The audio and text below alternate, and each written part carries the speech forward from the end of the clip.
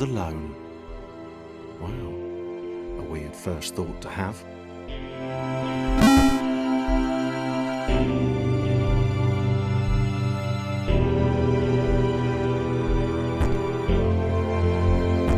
Thomas decided to start listing his observations for posterity. 1. The whole alone thing. 2. Portals. They led somewhere.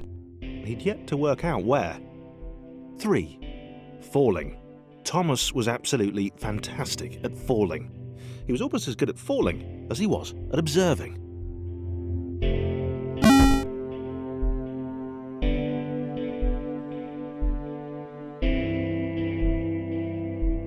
Okay, interesting. Thomas couldn't fall past this block. Think, damn it, think. What if there was some kind of inverted fall? Some way to... what's the word? Jump.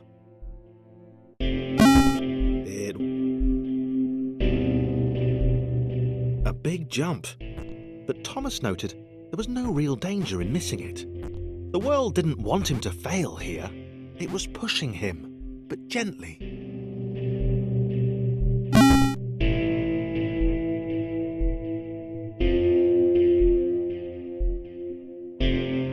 This all seemed a little dangerous.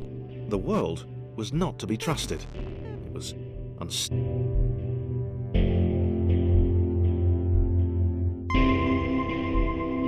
This all seemed a little dangerous. The world was not to be trusted. This all seemed a little dangerous. The world was not to be trusted. It was unstable, and it seemed to Thomas that it could let him down at any moment. He was stuck. Thomas wondered whether the portals were actually taking him anywhere. He felt like he was making progress, but there wasn't really any way to know. He seemed to be moving predominantly up and to the right, which might, or might not, be important.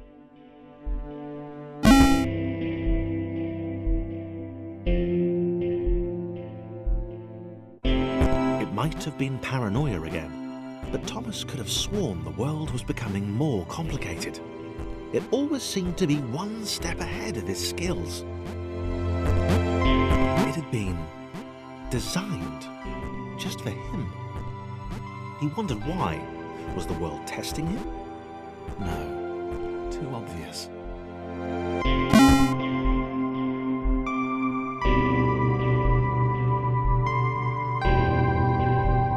Something about the boiling, toxic, glowing water intimidated Thomas. He didn't like it. He certainly didn't want to swim in it. He made another mental... The loneliness was getting to Thomas. No amount of observation or obsessive note-taking could combat that.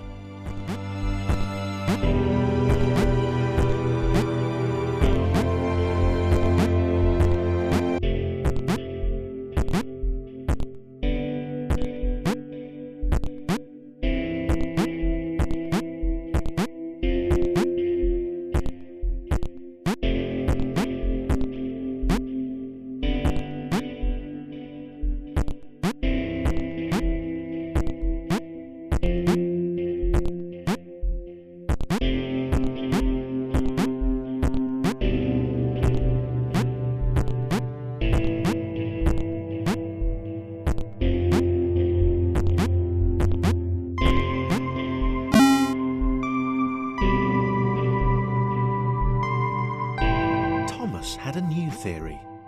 The world was training him. He could feel himself getting smarter. There was the mental list to consider. Over the minutes and seconds since his spontaneous generation, he'd become a pretty skilled jumper. He was evolving. He just wished he had someone to share it with.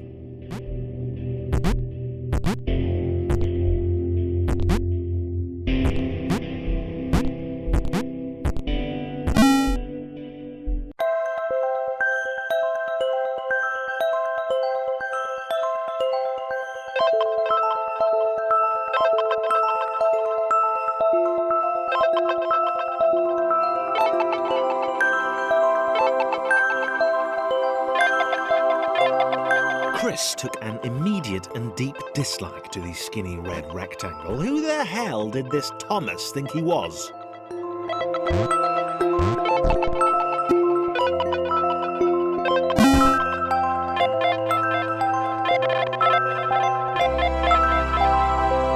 Chris had been doing fine. He wasn't the highest jumper, but he'd held his own. He'd even been graceful at times. Well, not technically graceful, it's probably the wrong word, but you know, fine. There was that skinny little runt leaping about like he owned the place.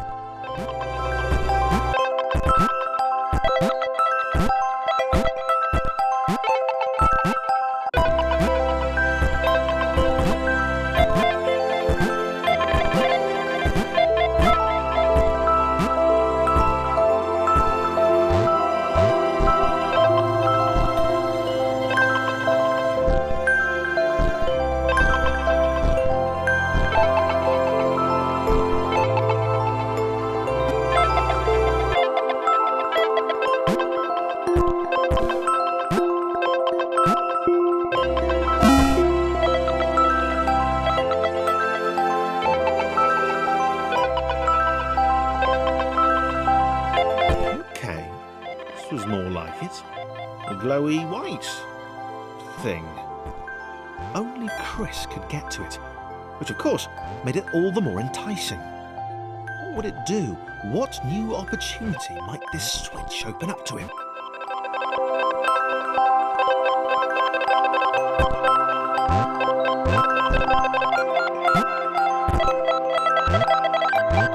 Great.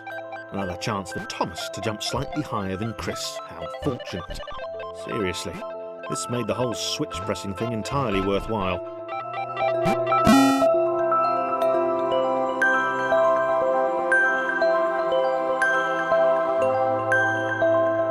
Was this good?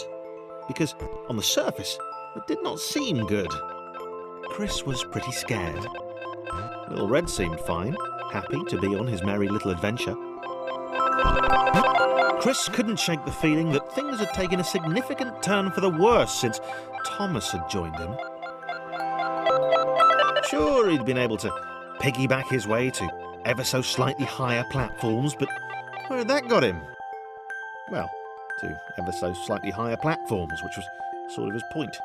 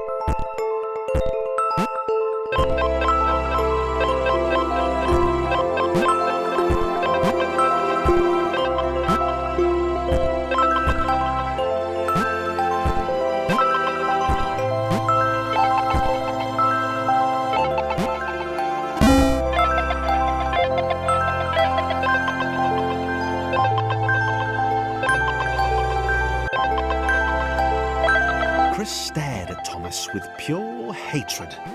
He seemed so very happy at their situation. Friends together, a brave fellowship of quadrilaterals on a quest for greatness. That would be fine. But it was all the obvious observation that Thomas was doing which grated. Every time they saw something vaguely new, Chris would hear a satisfied little from the vaulting idiot. He hoped the next portal would split them up, if only for a few levels.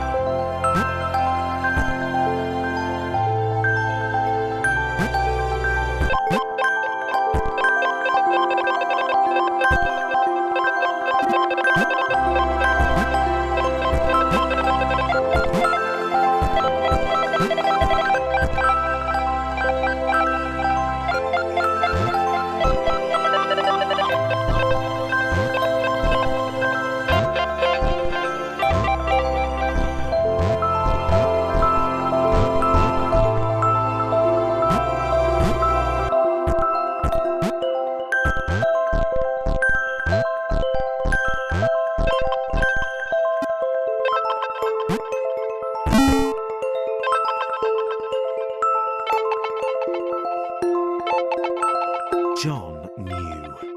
He knew that this was his chance, a moment to shine. This was game day.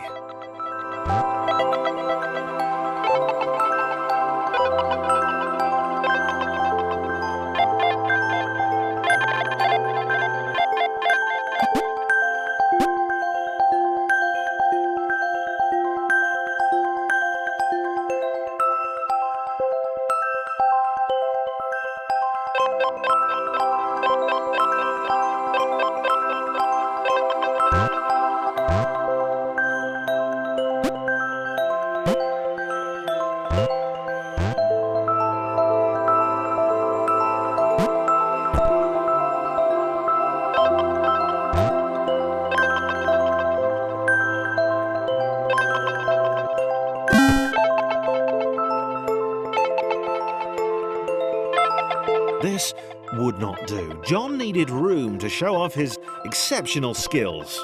As it was, he was trapped on the wrong side of these little dot things. Where did they come from, anyway?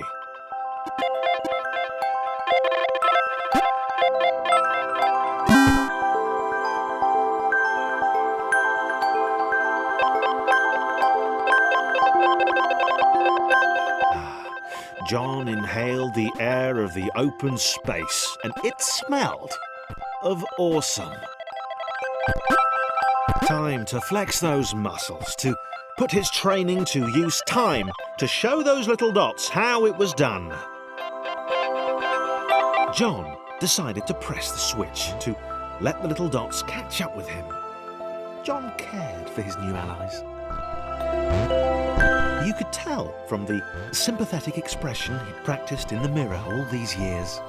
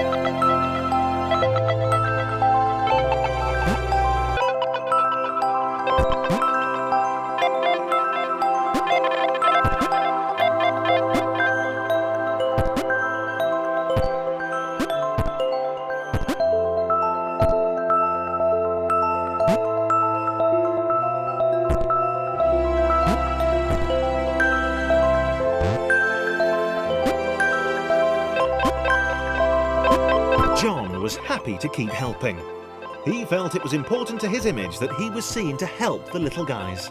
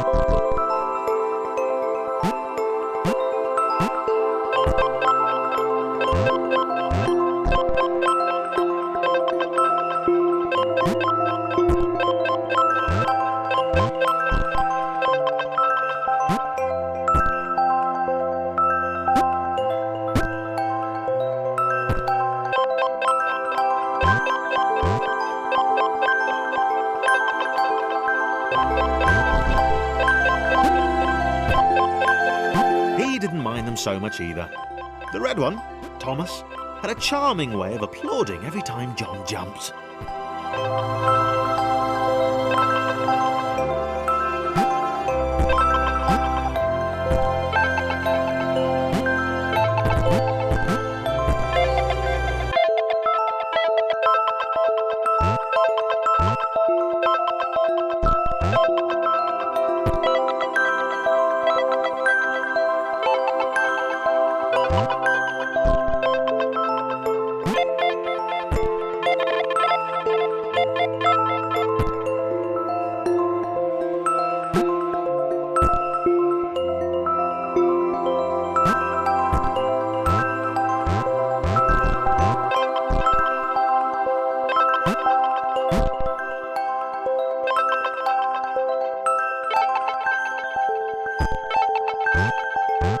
The angry orange one was less immediately likeable, but his unremitting cynicism and tutting amused John.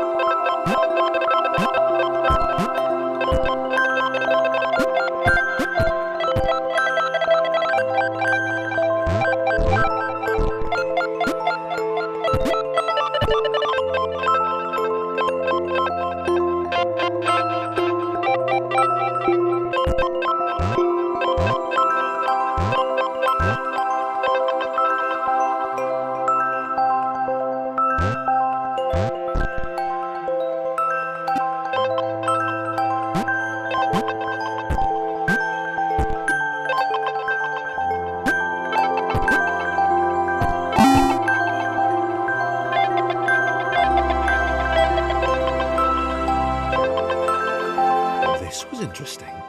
A floating target. This would require coordination, balance, and timing. John was sure the dots would be lost, but he was happy to guide them to triumph.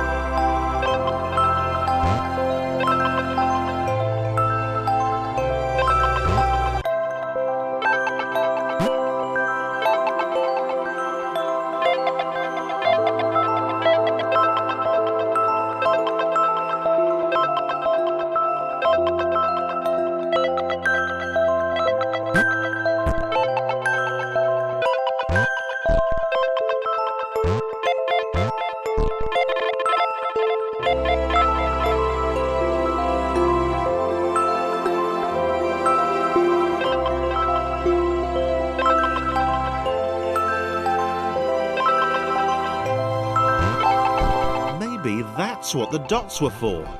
They were there to extend John's reach, to make his performance even more impressive. John liked the thought. He decided to keep them.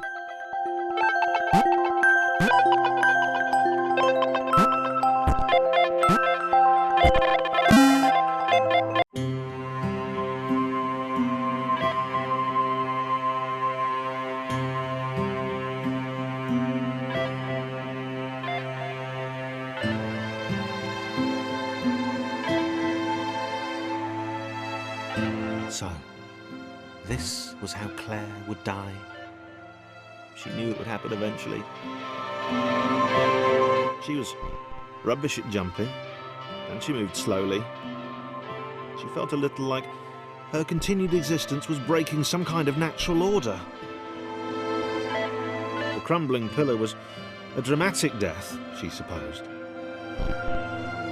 Wait, what? Claire couldn't shake the feeling that she was not, in fact, dead. It was at that moment that Claire realised she had superpowers.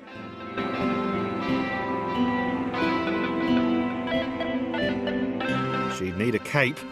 There was no getting around that. You couldn't be a superhero without a cape. Claire didn't want confusion. If you saw a cape, that made matters clear. You knew what you were dealing with. Claire was all about communication. And, you know, floating in water, which was her superpower.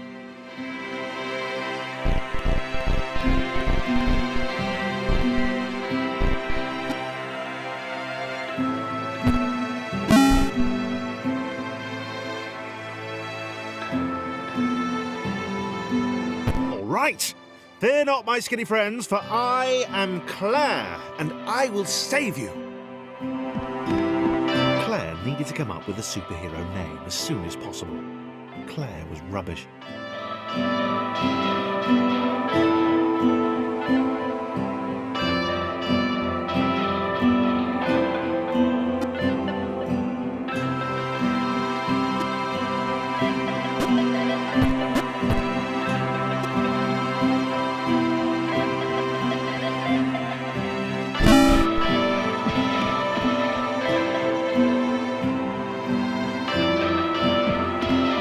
Arrived just in time, which was, of course, the perfect moment for superheroes to arrive.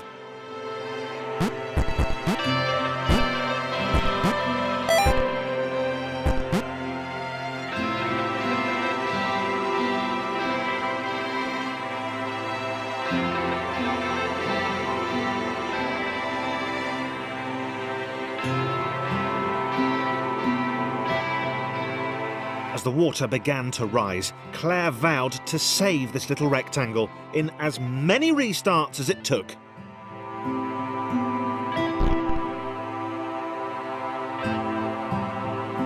Claire wondered if Thomas would make a good sidekick.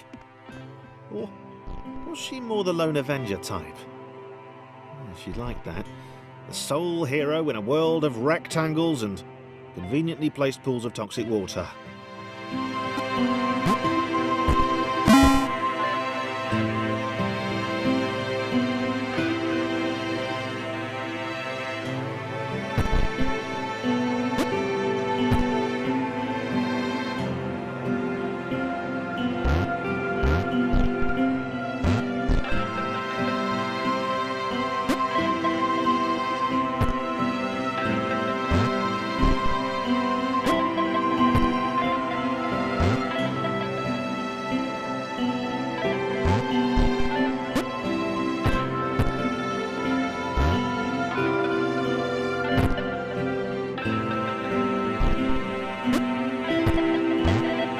The others told Claire that staircases were a bit of a fixture here.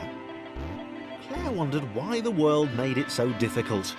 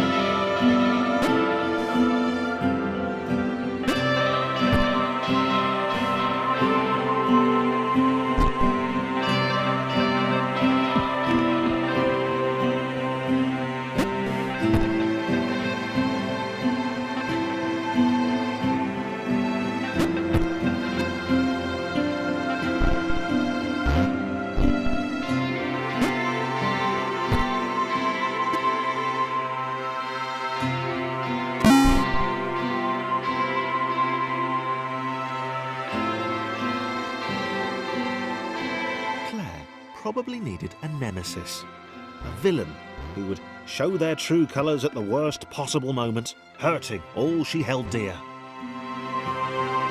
Chris was the most obvious choice.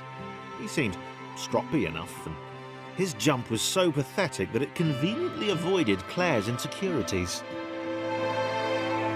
Yes, Chris. Diabolical Chris. The fiendish Christopher.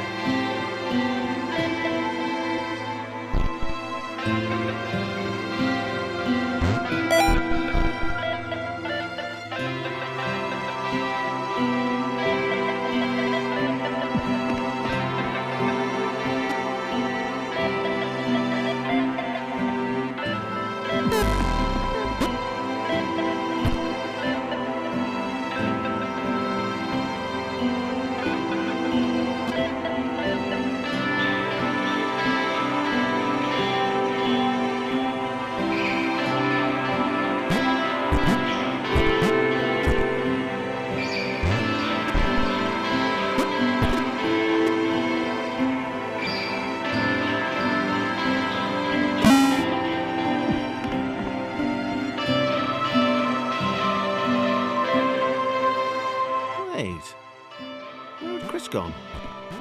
Was he off somewhere, plotting Claire's downfall? If Claire was honest, and she had to be because she was a superhero, this was a troubling turn of events.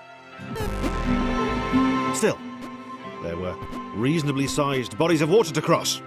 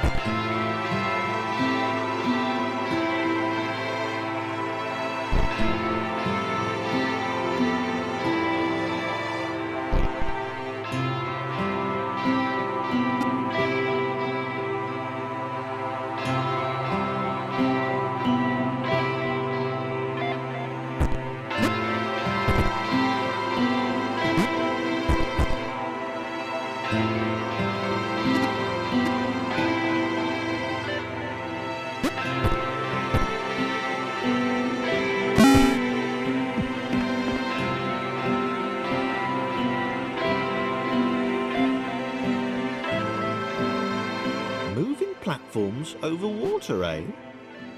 Claire's newly heightened senses told her that there were multiple paths across with various possible configurations of the little posse.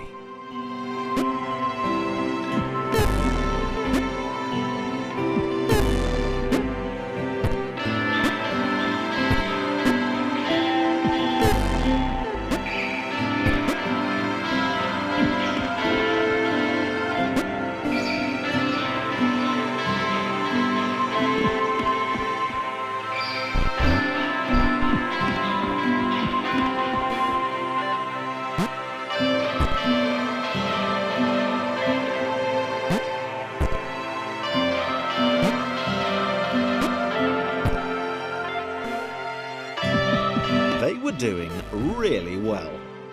Claire hoped she could get them all across. John was fully aware he could do this alone.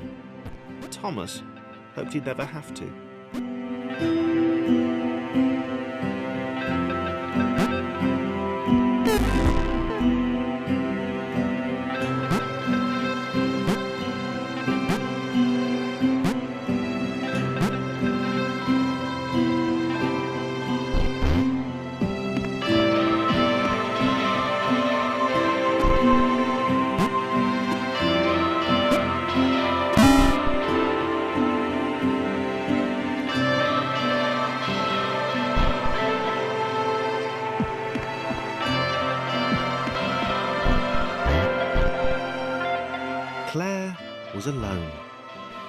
which was odd, because she wasn't meant to be alone.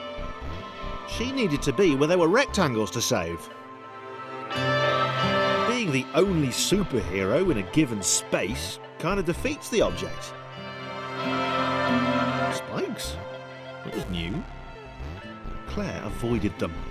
She decided they were most likely her kryptonite. Not the rubbish red kryptonite either, the proper radioactive green stuff.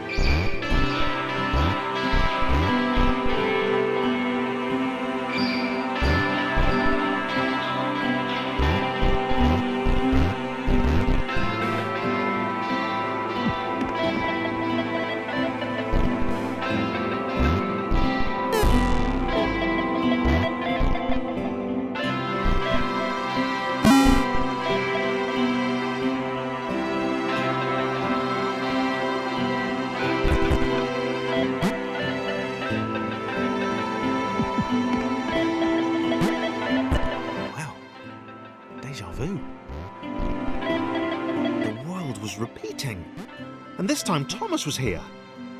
Claire felt something had gone wrong. There was a disturbance in the force.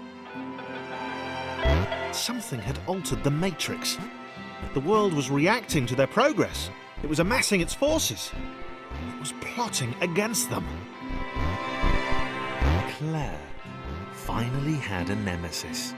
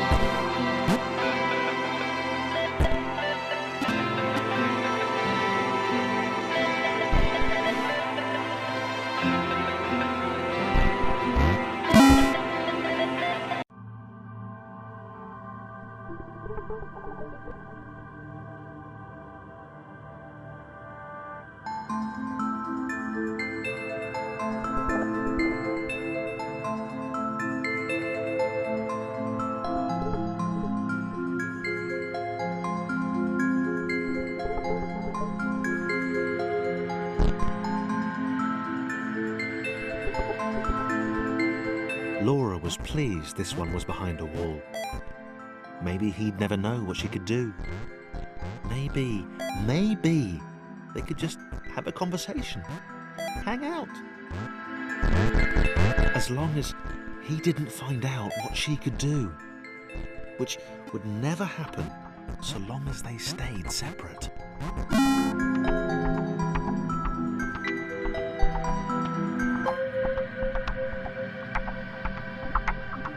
Laura didn't have time to worry about the ominous pixel cloud. It had been following her for some time, and it had kept itself to itself until now. More important was the little orange thing, which was looking at her in a way that she kind of, well, liked.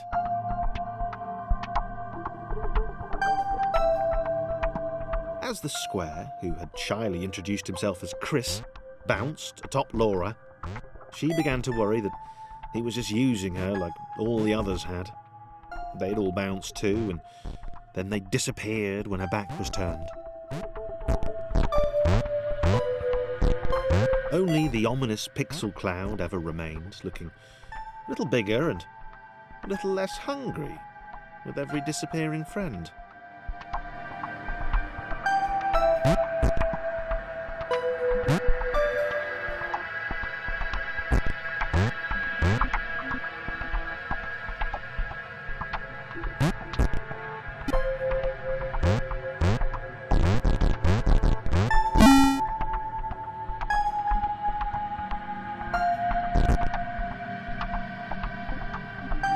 With every bounce, Laura found herself less and less irritated by Chris. She started to miss him when he wasn't there, on another platform or something.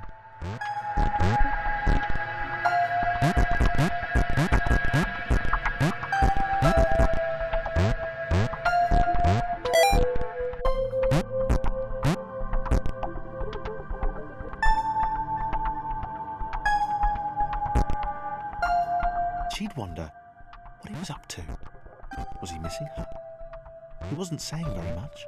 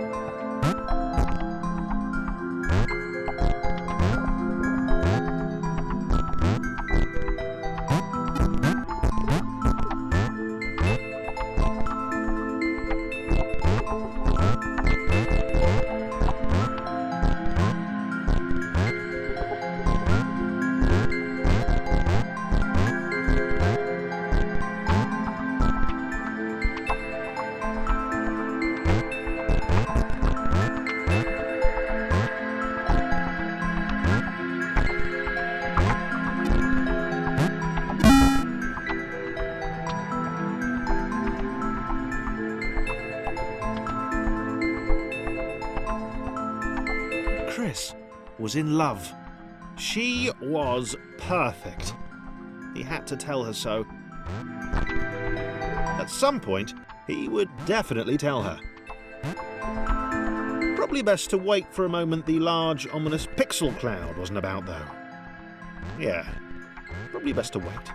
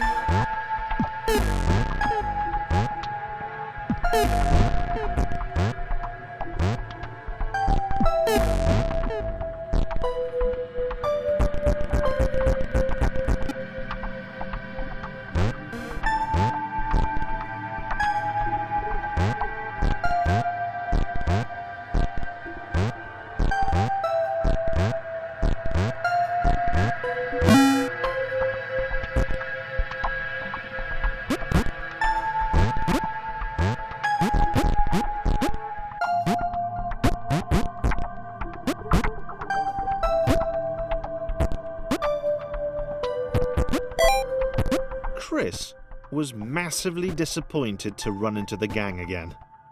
He'd enjoyed the alone time with his new girlfriend.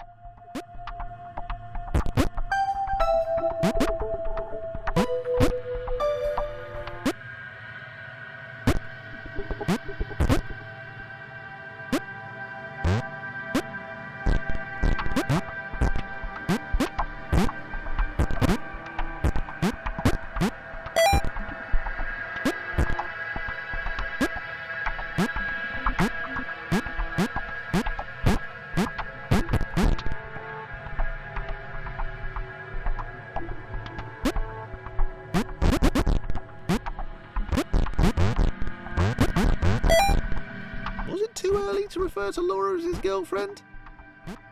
Only if I say it out loud, he told himself.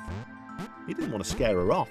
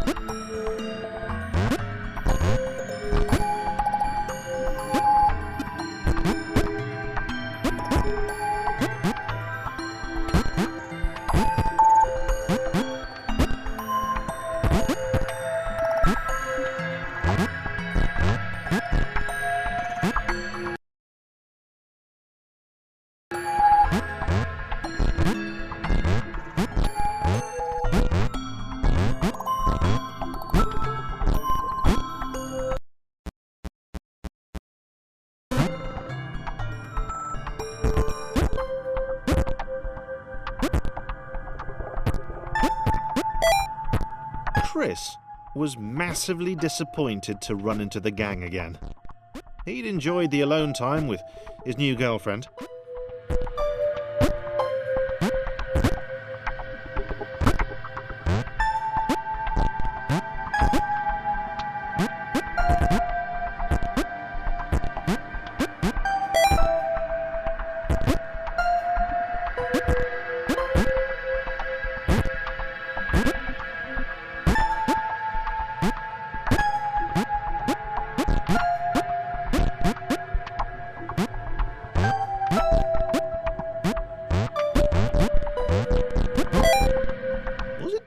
To refer to Laura as his girlfriend?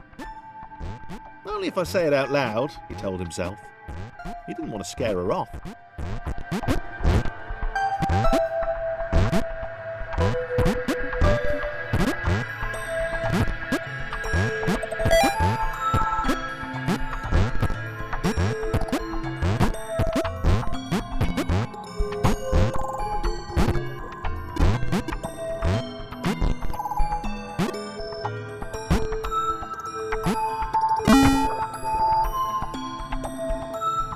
The others seemed suspicious of Laura and the eager-looking pixel cloud of death which seemed to be watching her. Sure, they'd use her inherent bounciness to reach slightly higher jump points, but they wouldn't strike up a conversation with her. Chris found them rude. Rude and always there.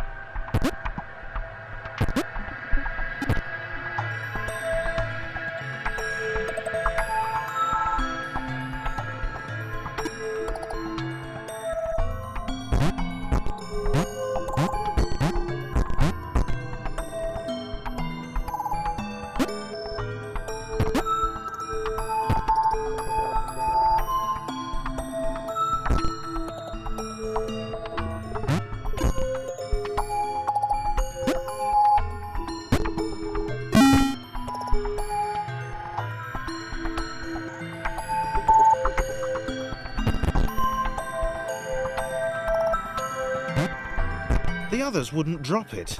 Who's that cloud guy? Why is he following us? What's that rumbling hungry sound he keeps making? Chris, can we just leave Laura behind?